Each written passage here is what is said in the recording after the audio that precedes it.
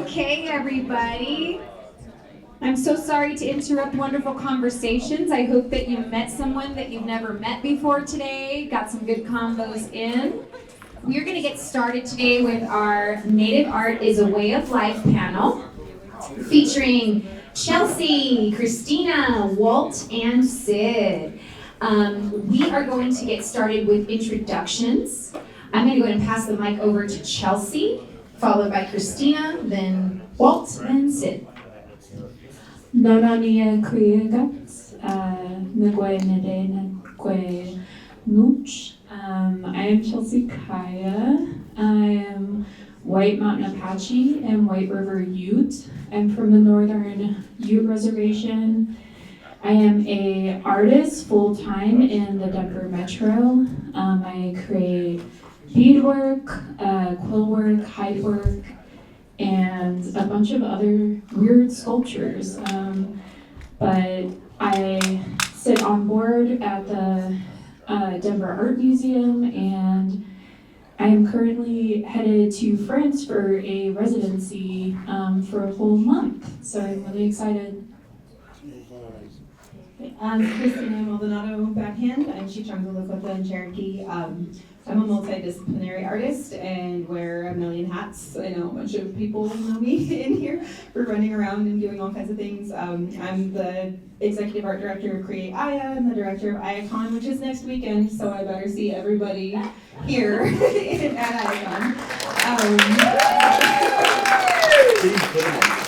Yes, I know. And yeah, I being a multidisciplinary artist, I do a lot of graphic design, I do a lot of animation, fine art, obviously giant painted buffalo head, which is actually going to a show that Chelsea's also in. Our opening is going to be on October 2nd. It's at the Fort Collins Museum of Contemporary Art. It's a great deal curated show, so if you have a moment in all your guys' busy schedules to go check that out as well, I will pass it to Walt. And I'm just Walt. Stop that. Kind of like Bowie or Bono, Cher, Walt. You call me Walt. Cher, really? More than that.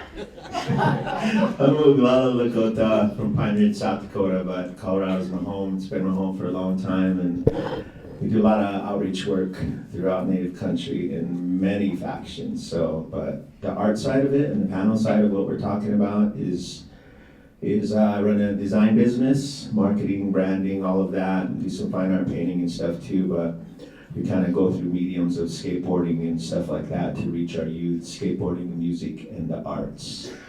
We've been on a big road to build skate parks, and we took a pause on it because I'm getting old, you know, and I can't skateboard no more, and I gotta fall off. And I used to be able to roll out of the crashes, but now my body grips. The old voices come out of me now, so I'm getting up there with you, Rick. But just happy to be here on this whole thing, and we'll have some good conversations. Thank you. Thank you all. I can't follow that. Can I tell you? So, how I'm about to watch de Medakiape, Sid Whiting and Ichapelo, Nasi Sicangu Lakota. Hello, good day relatives. My name is Sid Whiting. I'm Sicangu Lakota from the Rosebud Sioux Reservation and a longtime community member of Denver. I'm not really an artist, and I don't know why I'm sitting up here really. Is there a reason? No, but the artwork I do create is primarily for myself. It's to self-indulge in my creativity. And what I mean by that is my real artwork lies within my community. But the artwork I create comes from that community and the beauty that we have. And it also keeps me sane also. I tell you, working with the community, you know, it's kind of hard to create beautiful things all the time. So you have to do that to keep your sanity, to remember how beautiful we are as Native people. And I do that as a reminder in my artwork. So I'm just happy to be with these real creative people up here. I can't follow anything they do here. I'm gonna have to start it off. You're gonna have to let me start this. I turn it over.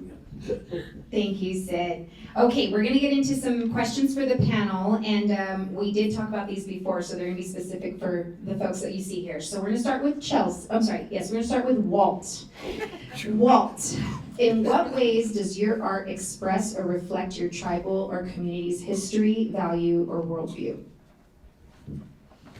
Full disclosure, I didn't know I had the questions this whole time, but so, I had to tell Chelsea, oh, we got a question? You got a question. You want me to repeat it? No. I got this. 2 months. Do your thing, Walt. No, yeah, you gotta time me, because give me 3 hours, I'm good. Give me 10 minutes, I can handle it. But, yeah, I think for me, it's like, I do a lot of outreach with youth, and part of our biggest programming is building skate parks in Native country for our youth, and like you say, skateboarding, music, and the arts. So we utilize the music industry to fund our skate parks, and Pearl Jam's Jeff Amen's been a really big producer of that, helping us out with it. We got Portugal, the man involved. A lot of others, but the idea is to reach the kids where they're at and how they're moving, and skateboarding seems to be the way to go about it. So we create storylines through the skate parks. We'll do specific skateboard designs for specific tribes, so the kids are skating their own cultures. And they're really proud to hold up a board, that has their identity of me on it, so this one, check that out, Jason.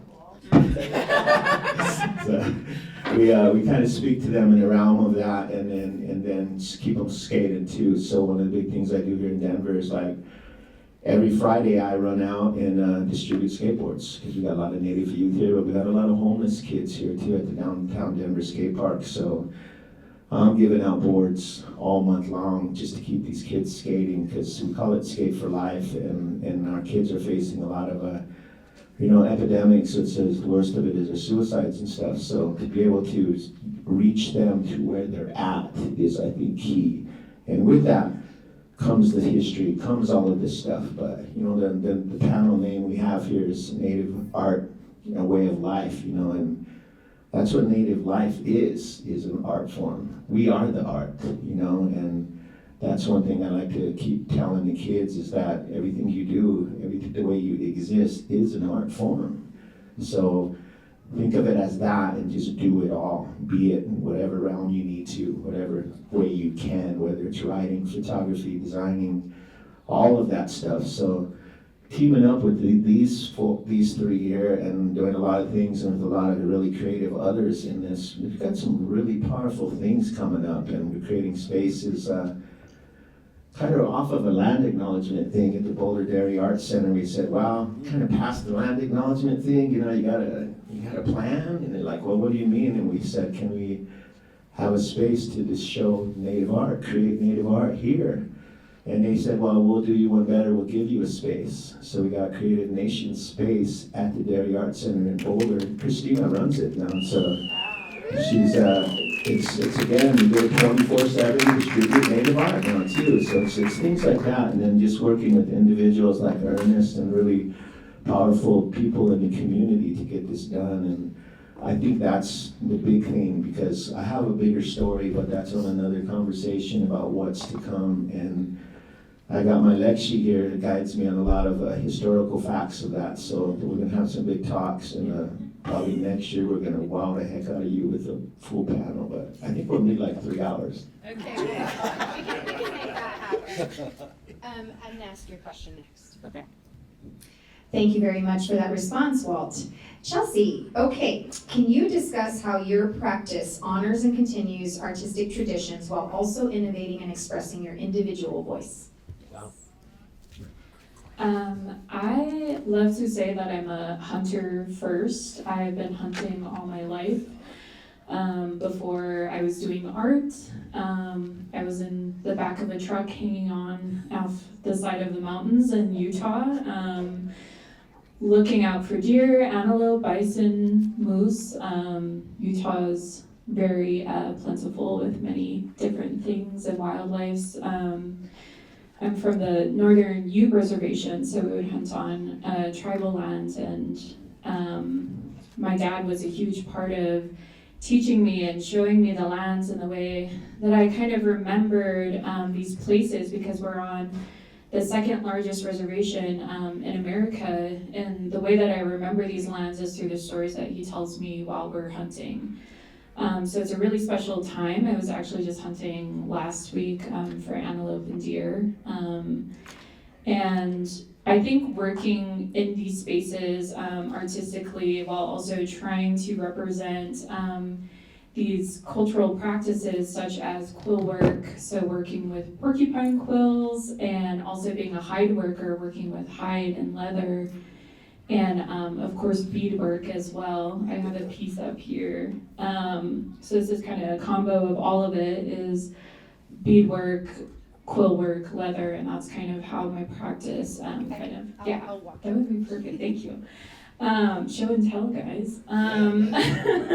But I really love working in these spaces, because I think when I get time and space in my art, I want to reclaim and shed realities into like de-romanticizing craft and de-romanticizing what our culture looks like. And honestly, it looks like me covered in membrane or roadkill off the side of the highway, but collecting these materials to then reuse in these art and to then put into these beautiful museum spaces. But it comes from that start. It comes from this really rough beginnings of me learning and failing, and then practicing and getting better at these things, also while trying to teach community all of these things as well. So I actually just did a hide camp at Tauble Memorial. Thank you to the Taubles. And I was teaching kind of the basic beginnings of hide work and leather work. And we had over 80 people come throughout the month of June, and they were able to hands-on learn the experience of scraping all the hides, and then smoking it, and then of course then being returned the leather that they worked on and do with what they wanted.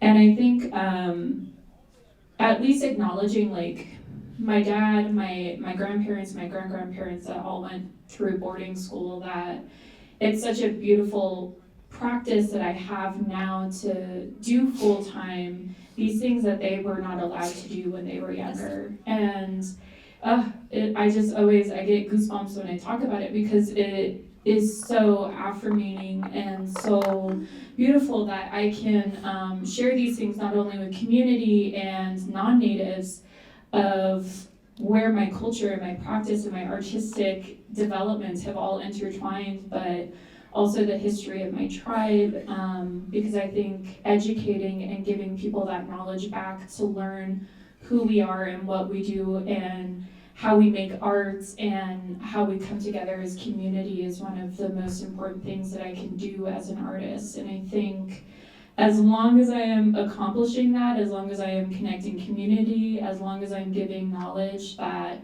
is my purpose and that is my true meaning. And I really, it's not an easy channel of work. I mean, I've experienced vandalism, I've experienced censorship, I've experienced a lot of hardships being a full-time artist, but I think the outcome and the good response and the things that I can gather and give to people and inspire people to do, especially our younger ones, is more of the objective and more of the conversation that I would love to have. But yeah, thank you so much, Tukoyak. Okay, next question is for Kristina. How do you navigate the balance between creating art for your community and presenting your work to a wider non-native audience? Iconic Queen. We got a queen. Great. No.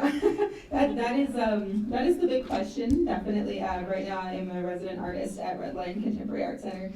And coming into the residency, you know, they ask you a bunch of questions of like, what are your goals as an artist, and where would you like to be in different spaces?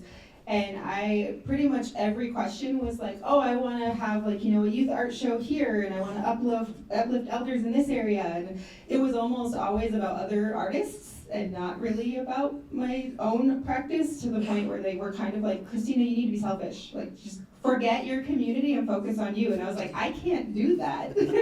I feel like it's not really in just how I was raised. So even whenever I'm doing anything, I'm always wanting to bring other artists with me. Like, case in point, I'm wearing Chelsea's beadwork right now. But you know, I really like to bring as many community members as I can with me. And sometimes in those conversations, it creates like a really interesting dynamic when talking to non-native audiences. I actually had an interview this week with somebody who came to my studio and actually watched me paint this skull, and pretty much all of the questions she was asking was very based on like, well, what is this? And like, did you kill the buffalo yourself? Is it a real skull? Is it like a lot of questions like that? And I kind of went into, you know, the history of like what I understand of our relationship with buffalo and like what my dad has told me. And just a lot of her questions were very focused on kind of a past narrative. And so then when she sent me the article, it was like titled, Miles Away from the Plains, an Artist Still Remains Connected. And I was like, but I'm actually not from the plains. I grew up in Taos, New Mexico. You know, my dad is like Rosebud, and we drove out to South Dakota all the time for Sundance. And so that's actually a lot of the story behind this particular art piece. It's called Morning Song because I was thinking a lot about the song that we'd sing before Sundance, and like my relative who would sing it all the time. And so I told her that story, so it somehow equated to like it being all about me being this native from the plains in a modern space that's never happened before. So like also the last line was like, she used the word ancestral and continued to kind of have this whole narrative of like, this was not a normal space for a Native artist. And I ended up correcting her because I was like, that's all of that puts us in the past, and it puts it in this like past narrative of this being not a common spot for Natives. And here in Denver, this is like where Native Hub is. We have so many different tribes, and everybody's living contemporary lives, and especially within the within the Red Line Contemporary Arts Center, there were many other Native artists there before me. And so that statement of like, oh, this is the first time this Native artist has been in a modern space was really frustrating. But you know, I continued kind of talking with her and did the small corrections, and so she managed to adjust that. But I look at it as a conversation. Pretty much any art piece I have is always meant to be a conversation, because the way I interpret it is going to be different from how other people interpret it, and I kind of feel that way about culture as well. I was always taught that we're not the culture police, so you know, we don't really have to direct to people or correct people how they relate to their culture. My dad has always kind of taught me that is their relationship between the creator, and so, you know, if it is in a space that's negative, then that will come back on them. But it's not really your place to directly explain like how they should be relating spiritually or, you know, culturally. And so I've kind of always operated from that mindset, even when I do my own artwork. So I just like to share my practice and my story and the way I interpret it, and hopefully it lands somehow. Oh, this way. Oh, sorry. Thank you, Kristina. What were you here for again? I was just listening for 3 days. No, I'm kidding, Sid, just like you kid with me all the time. Okay, Sid, this question is for you. What inspired the specific imagery, materials, or techniques used in your piece that you're going to share with us? And what stories or narrative does your artwork tell? Well, to begin with, you know, like I stated earlier, I'm not an artist per se like the rest of our panel here who do these things for a living that represent who they are all the time, 24/7. And within that context, they're also activists. Every single piece they create has a lot of activism within those pieces to describe the land, the environments, their families, their extended families, and who they are. They're tribal people. So I've always constructed my art pieces for myself individually because I never thought they would be worthy of public display. But with that being said, originally, I'm honored and humbled by having a piece, a breastplate in the Denver Art Museum. That's in the 100th anniversary gallery of the Native American gallery. And it's been there for a year, it'll be there for one more year. And that's an up-close shot of the breastplate. Now some of you are saying, what, a breastplate, how does that go? Well, my story originally begins with the passing of my mother and the memorial that passed. So me and my siblings went to my dad and we said, Dad, what would you want us to do? Just in case, you know, we want to do something for you before you get too old to enjoy it. And he said, well, I want to see you guys dance again. And boy, it was what? Dance again? Oh my God, you know, what are you asking, you know? I'm like, not even in a financial space to create regalia again. And he's like, I want to see you dance at March Powwow. Less than a year away too, oh my God. I even have eagle feathers, you know, all these things. Whereas my brother and my sister were like, I got my old eagle feather fan, can I use that? You know, and all these questions we had.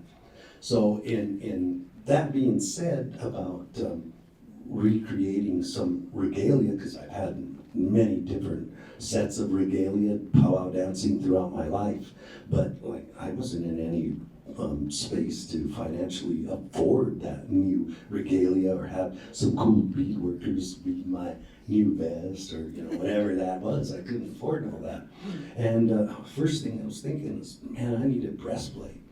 And how am I going to afford the hair pipe, the bone hair pipe that it takes? And I was sitting there and I'm like, oh, I gotta go hunting next week and I gotta reload some of these, the ammunition here because I didn't have the money to really go hunting either. But I seen those empty shell casings there and I thought to myself, you know, I've seen another gentleman one time, he had kind of a, I guess you call it a Shoshone style breastplate. It's kind of a loose breastplate that they wear, I don't know. Some people know more about that. So I seen him make one out of bullet casings. So I said, man, I'm gonna make my own breastplate.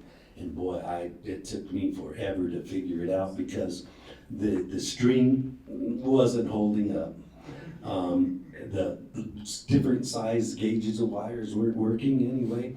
I finally came with this big messenger wire that was so heavy, I mean, it made the piece 10 pounds. As you could see me wearing it right there, that look in my eye of like, oh, song, just end. It's really pain I'm feeling in that, and not being profound or something. It was the pain of and so as I did created that, I really thought to myself, you know, I make pieces for myself. So the bustle I made came from, I didn't have the eagle feathers because I wasn't prepared and I didn't send away from them for the repository to get them. So I was like, what am I going to do there? Well, hey, I got all these turkey, pheasant, all these different kinds of feathers from about 10 different birds. And I'm going to make me a bustle out of that. And that's, you know, kind of show my hunting prowess, you know, tell that story in front of everybody. And so, you know, I'm like, you know, these shell casings represent something to me. And that was my individual food sovereignty. All those hunts I went on, whether it was for deer, antelope, elk, buffalo even rabbits. I thought, that all these casings represent that lifetime of hunting, looking for that ancestral way of connecting to our nurturing, the way we look at our health, even that health that we all seek. Walmart doesn't cut it all the time for beef and pork and chicken, and I knew how healthy the wild game meats are, especially buffalo, So I wanted to do that, and there was a learning curve, and that was like how to hunt and make it count to nurture my family and consume those animals that were important to me. And I had to, it took me a lifetime to do that myself.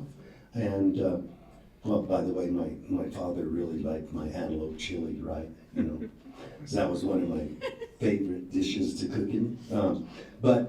So this breastplate really does represent a part of me that expresses who I am, that person who hunts and looks at that food sovereignty that we should all look for from our ancestors. How did they survive? What did they eat? What did they use? They didn't go out and get cans of Spam and eggs and fry up breakfast. No, they might have went out and caught a couple of trout and ate that for breakfast. Who knows? So I tried to recreate that for me and my family because it's so hard to eat healthy. And this was one way of doing it with the hunting skills that I had and being able to show these pieces to others that this breastplate has nothing to do with the aesthetics of it or my regalia. It's really about my way of life that I created, obtaining those nutritious parts of my life, my ancestors' way. That's about it, except for, the last thing I really want to say about it all is I was very lucky, and I don't know how I got into the gallery over these guys, but I did.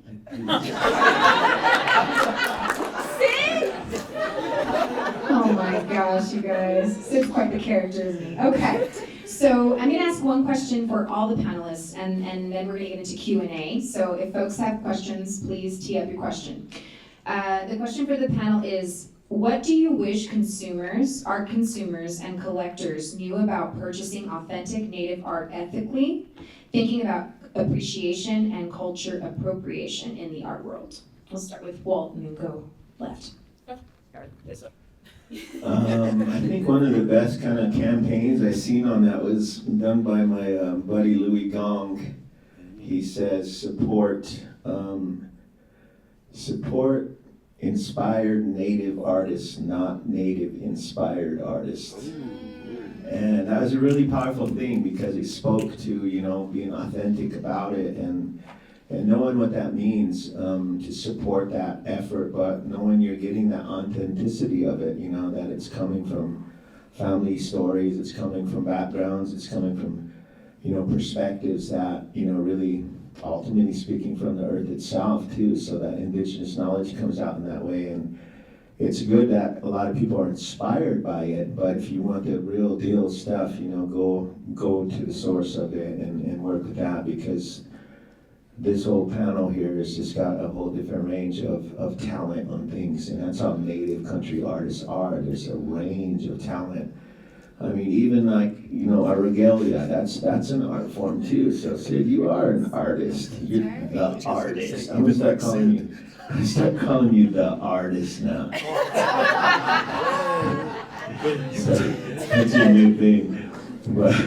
But again, it goes back to that whole our Native way of life is an art form. So every point of it is that, and there's a lot of things coming that are this country's gonna be re-identified in a way that, it's been under a 250-year crust of this is us, this is our identity, but that crust is decaying and imploding because you can't maintain the lie. And what's coming up from it is this indigenous knowledge aspect. You learn to understand the movement of the land, you learn to understand the movement of the people that inhabit that land. And that people, that way of life, is an art form in everything we do and say and move and dance and sing and write and film, you know, so there's a lot of big aspects of that to it, and you just gotta, I think I've done projects with almost everyone in here, but if I haven't, I guarantee you we are gonna do projects together, because that's the way it's supposed to be. We need to get behind each other and jump in on each other's projects, and I always had this saying for our kids through skateboarding is, you thrive, I thrive, we thrive. And if we believe in that and we support each other in that effort, then, you know, these art forms of us will be true to that. So I think I answered that question. I'm not sure if I did. I already forgot what it was. So eloquently. Thank you, Walt. thank you. Pastor Christina. Great, I have to follow Walt, that's always hard to do. Oh, I think, you know, kind of pulling off of the other question that was asking specifically about museum spaces, is like having the advisory boards and having people who are actually tied into community to kind of weigh in on some of these, especially if they're purchasing for an exhibit. It was something that the Dam did to get kind of prepared as they were redoing their native art floor, was actually like interview community members about how things should be displayed. Because there was, you know, moccasins and stuff that was just kind of in the glass cases and not displayed the way we would actually display them. And like the stage and stuff that goes inside of those. So talking to people with lived perspective is really important when you're displaying any kind of artwork, or just even like knowing what the artist intended for it to be called. You know, this isn't specifically a native artist, but leading to this like tribal convening our first year, you know, there was a statue that was in the city park that the commission actually had been weighing in on because it was titled Christopher Columbus. And the artist actually didn't intend it to be Christopher Columbus. It's actually called the Vitruvian Man. And so the commission had actually agreed that it could be displayed if it was returned to the original artist's name, not as Christopher Columbus. And, you know, that kind of brought up some debate and everything, but I think that the way that that artist had intended it, it was never meant to be tied to Christopher Columbus. It was meant to be a, like, mimic from the Da Vinci, like, some community members and family basically ended up retitling it. And so, you know, where those things come from is really important, where artists are coming from with that. As Walt mentioned, I now run Creative Nations, and I think having the shows that we've had in there is really cool to see the different like walks of life and all the different perspectives of Native art also, which is why I think it's really important to talk to each Native artist, because we're all from various different tribes, various different backgrounds. We have different ways that we relate to things. And our show that's up right now is called Modern Matriarch. And it was actually curated by a student of mine from Indomitably Indigenous that I started at the Denver Art Museum. She's 17 and curated her first show, and it's all ages. Miss Cecilia is also in that show. But you actually can see the wide range of just artists that's in there, and we've gotten a lot of questions as people have come in, like curious about like the different tribe representation and like the way that each piece kind of plays off of each other in a really interesting way that was not intentional. I think the theme of like matriarch, we all ended up having something that related, so it looks like a lot of the pieces like took inspiration from each other. When that actually wasn't the case. We just brought them, and it just happens to kind of echo really well. And so, yeah, I think that to circle back to the question, just like Walt did, I went off on a tangent. I think that having conversations with artists and actually like purchasing from the Native artists themselves, and also realizing that the difference between appropriation and like appreciation is that trying to claim something as your own. When you're actually appreciating something, when you purchase a pair of earrings from a vendor at a powwow and you're wearing those earrings and telling people about where you got those and where they can get it, that's appreciation. If you go and you take that design and decide like, oh, I can mass produce this at TJ Maxx for, you know, $10, that's not actually supporting those Native artists. Just because you get inspired by a design doesn't mean that you should mass produce it. Thank you. Kristina. Thank you, Kristina. I think that's kind of a great segue into what I wanted to talk about, which is I wish consumers and collectors knew that Native artists have limitations and that we cannot mass produce our art and we cannot necessarily ethically whip out a bunch of pieces to then be represented by galleries that kind of have this amount allotted of art that they need from an artist for them to represent you. And so I am unrepresented by a gallery because of this reason. I cannot produce enough art for gallery representation, and I am totally fine with that as an Indigenous artist, because not only do I work with animal products, I only work with the materials that I hunt and gather myself. So I am limited by what I happen upon. And I can't gauge if I'm going to be successful at hunting that year. I usually am, but I can't guarantee that.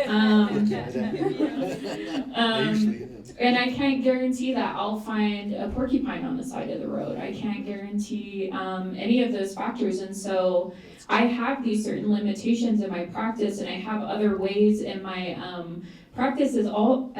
I have other things that I do in sculptural work that I work on and other materials that I work with. So that way, if I am limited by certain material usage, I have other avenues that I can go into and be creative and still fuel my practice, which often leads into beadwork, which I also secondhand and thrift a lot of beadwork too. So I try to keep this like sustainability of material and sourcing it and finding it through my own hands and understanding what that material is.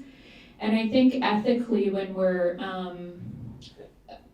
purchasing beadwork or purchasing materials like this, especially from other natives, and I think this is something that like my grandma has been teaching me, is you really need, like us as natives, buying beadwork, we also have to be careful of who's beading our beadwork. Are they practicing ethical practices, like only beading when you're in a good headspace? Because I really do believe that these materials hold on to that energy, and if we're in a bad headspace and we're putting that bad headspace into these pieces, then we kind of are adopting that into our life. So we have to be, even careful with ourselves of who we're buying things from. And I think a really good rule is, always be in a good mood. I sage my space, I sage my pieces, and I've always thanked the animals and their relatives that I collect my materials from, and I'm in this constant practice of being grateful and thankful for the materials that I am able to work with and these practices that I'm able to have in my life. And I think that is the true appreciation and ethics of collecting art, not only as a non-native, but also as natives that collect work. So, Sid? Whoa. Could you tell me the question again? You have the paper in front of you. No, okay. Well, how can you follow that, what these artists are disseminating to you? I never heard some of this stuff from them, and I've had many conversations with them. So they are incredible people that all have their own integrity about them in their work, and they utilize that in different ways to showcase who they are as Native people. That's really incredible. But with that being said, I too sit on the Indigenous Council at the Art Museum, and I'm about ready to turn them out here. Someone's gonna kick me off there, Chelsea. Could you help me get off there? So anyway, I've been involved in kind of the regulation of displaying objects at the art museum that were trauma-filled. And that I mean ceremonial objects, funerary objects, sitting side by sides with wedding objects, or all these different things, or even some of the objects that were you know, you would think that they'd be okay to display them. So it's okay to display a pipe next to the pipe bag, you know? You would think that's kind of normal. But did we consult with the owners of that pipe? Where did it come from? Well, it came from the Sistine Reservation. So did we ask them, you know, this is your tribal pipe, but the person that owned it's no longer here. But what do you think about us displaying that? And we had to question what they were doing to be ethically sound. But that doesn't compare to some things, guys, that we're facing with. All these artists here have really represented who we are and these environments that we occupy, right? But one of the biggest things that we face in that catches people's attention and they think it's more worthy of being put out front than art like this is, just take a look at this water. Val, look at the symbolism of the water. What does it say? It says death water. Liquid death, right? And for our tribe, you know, many Wishoni, man, water is life, you know? That's true. So it's a totally different narrative that we discuss, right? That's true, yeah. You know, I mean, Walt's the one who told me to drink this stuff, man. And showed me, you know.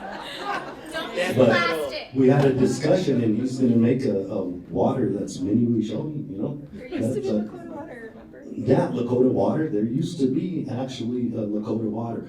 But these are the narratives our young people are faced with, you know? And we gotta give them space and give them understanding of these pieces these incredible artists have created. You know, I think that's more important than throwing stuff like this in front of them. You know, liquid death it is what it is, you know? But I didn't mean to throw you under the bus again. You know what? Hands over plastic, I'm okay. Oh, yeah, there you go.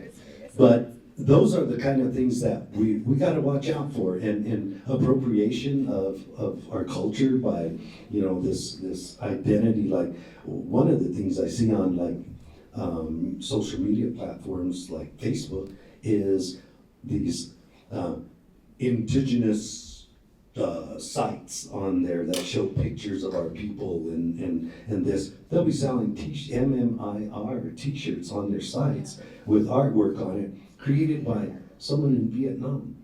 Or it's AI. Or it's all AI. That's the one that really, man. You know, we gotta be really careful of how we look at this stuff and how much of it we consume, because it'll skew your vision. So one of the biggest things in history that upsets me is, what art piece can you think of that's so upsetting? Yes, probably End of the Trail.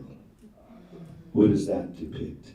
It depicts a native person surrendering who he is to conform to a society he does not know, when he holds all that strength in himself, but he's giving it up. Who he is. That in itself is so strong of an image. Our people think that's a good thing. And you know, our kids here and the youth here in town, I had this discussion with them, and they were truly upset. A lot of them understood that depiction of that warrior being, you know, having to surrender, like in this state of like, I give up. And those kids, I said, how does that make you feel? And they were like, it's upsetting to know that, you know, mom and dad really liked that piece, but I never liked it. Even the horse is defeated. Yeah, exactly. Even the horse has bowed down, you know, and which is true. So we do have these symbols out there that we must be careful of their representation. We must look at legitimate artists here to fulfill some of the needs that we have to show the beauty of our people. And that's why it's important that maybe we have a museum, of traditional museum and a contemporary museum at like the cultural embassy that we're trying to create. That will put us out there and to show people who we truly are. Thank you. Thanks, and I promise I won't say anything more about the water. Oh no, I think that you brought up a really great idea. This probably was made by a non-native person, and it sounds like there's a market for something else. So I'll just leave that there. They're actually really nice, by the way. So I don't do a lot of artwork, but here's my eagle claw belt buckle I created in 1987, which is a long time ago. I mean, really, you know. And I forget, I like even forgot I did that piece. I'm like, I don't have any other art other than that. But it was for myself. That's why I spaced it out. I forgot I even had it. But that makes such an impact as opposed to this is what we want, right? Enough with the water. Let's Okay. Okay, who has the questions for our panel? Del Marie, I'm coming your way. No, I know. I just like to tease Valerie. She's so much fun. I've got one question for you in regards to the what do you call it, Arts and Crafts Act for Native Americans.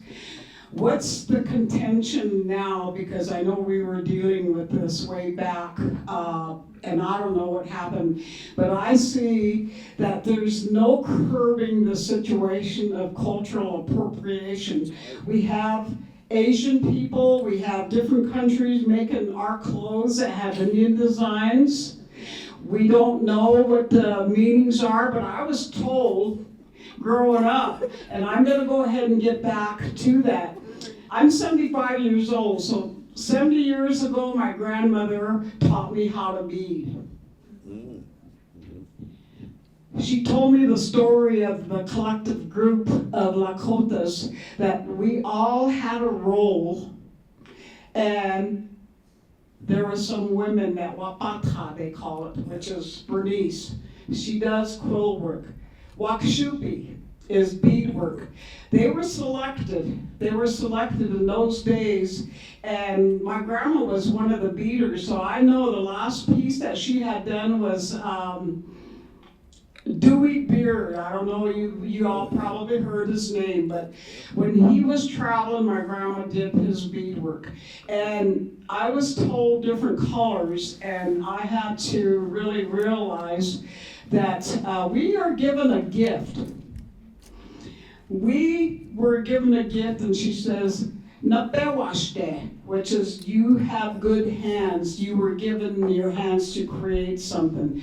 So when you create something, and I'm glad, Chelsea, you pass that on to say what you learned from your grandma. Because you're given a gift. When you make something, you sit with prayer. All my work, I do a lot of beadwork.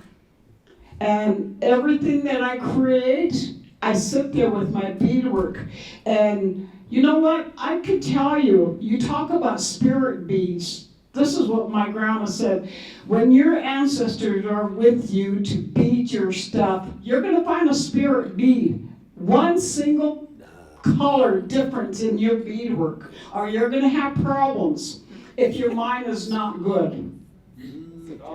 And so this is some of the things that we don't know when we're trying to create, when we're trying to copy other people's beadwork. It's not going to work.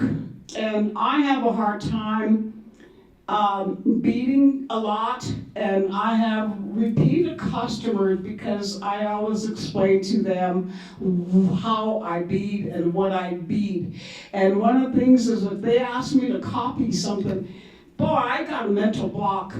I can't do it. I make mistakes. My thread gets tangled up and everything else. But there is an old way that we were taught from the womanhood ceremony, Wapatan, how to do your hides. Everything that you do is Wochiki, you haya Kaiah. Yankape is what we were told, is you sit with prayer because you were given a gift with your hands and your mind. So thank you, people. Walt, your skateboards, I think our ancestors are probably happy. They're probably up there skateboarding in heaven. Thank you. Thank you, Del Marie. Would the panelists like to respond?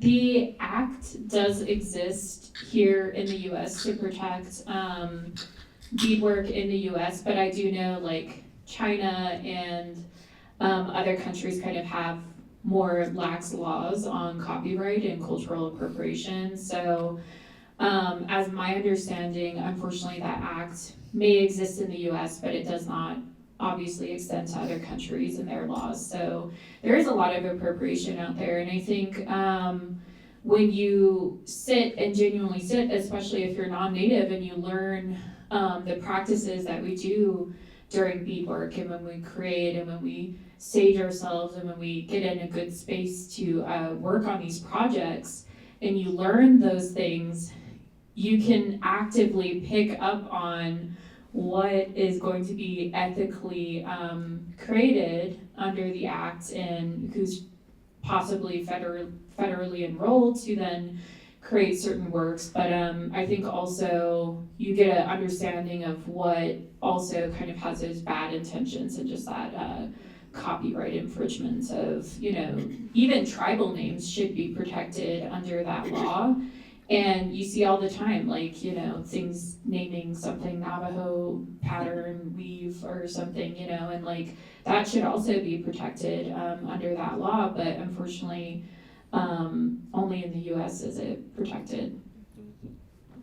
I'd also like to add, as Native artists, where you source your stuff from, like if you're a fashion artist, how you print your stuff is really important, because you know, you can send your stuff to get printed in China, but there's a possibility that your design will possibly get ripped off, or you're still supporting that mass fast fashion production from overseas. So actually, like a lot of our vendors at Iacon make their own stuff. We have a person who does ponchos that are like anime ponchos, and you know, you see a lot of anime ponchos around, but his family actually, they make everything. So his son does all the designs, and then his mom is actually the one who's weaving the ponchos until they got a machine, and now their whole family does it. And then a lot of my t-shirt people make their own t-shirts, and a lot of the prints are done within here in the US, because you never really know when you send your artwork out. And even so, when you're putting things in an AI generator, like if you're putting something in an AI generator to copy your own style, you just put your style out there to be copied. And so that can be mass produced, or it can be used to be appropriated. And so as artists, we also have to think of where we're sourcing our product from when we're doing any kind of like mass production as vendors and things like that. So that's also kind of, it's not in the roles of like NAGPRO when it comes to museums, but it is something that has been a conversation, because if an artist is like, say like Jamie Okuma with all of her prints and stuff, the way it's printed, she actually prints all of her stuff in LA. But that has become a question with museum spaces of like, when they're displaying Indigenous designed things, does that count as an Indigenous artwork because it wasn't necessarily made by your hand, because it was printed, mass produced somewhere else? And so that does weigh into how Native artwork is looked at in museum spaces and looked at in a lot of these other spaces when people are purchasing. Okay, I'm glad I didn't have to answer that question, because I don't know anything about the Arts and Crafts Act, but I know I always act out with my arts and crafts.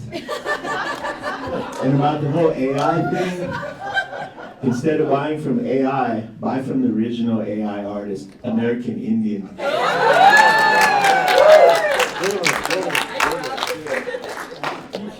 Okay, everybody, unfortunately we are out of time. Let's give a round of applause for our panel.